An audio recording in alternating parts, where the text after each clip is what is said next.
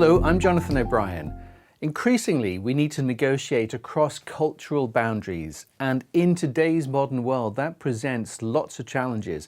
Firstly, that negotiations are truly global across many different cultures and time zones, but also in this post-COVID-19 era that we live in, many of those negotiations that would once have been done face-to-face are now, in fact, being done remotely using technology such as this. So there are a number of challenges when we negotiate across cultures, and if we fail to understand how another culture might work, then that negotiation simply will fail.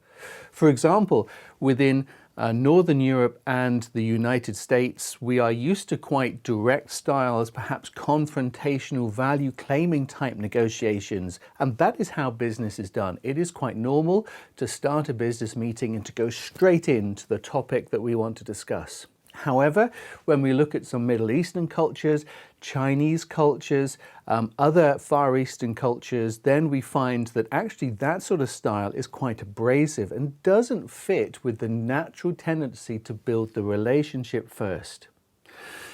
If we do not understand those fundamental differences, that perhaps one culture needs a relationship and needs to trust the other, and another culture needs to get on and do the deal, we will fail to get any sort of result. Or worse, we'll just hit some sort of deadlock.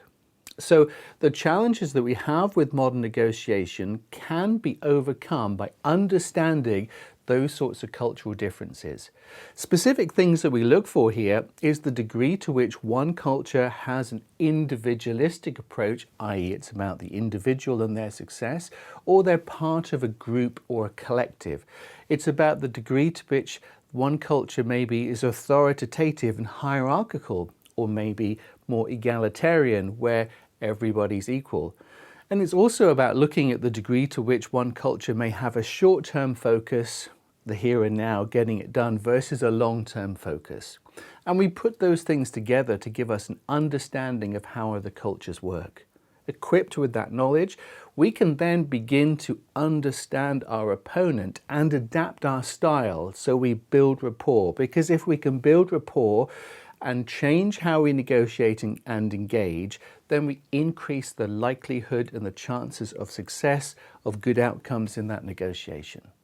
So there are many challenges with global negotiation across cultures.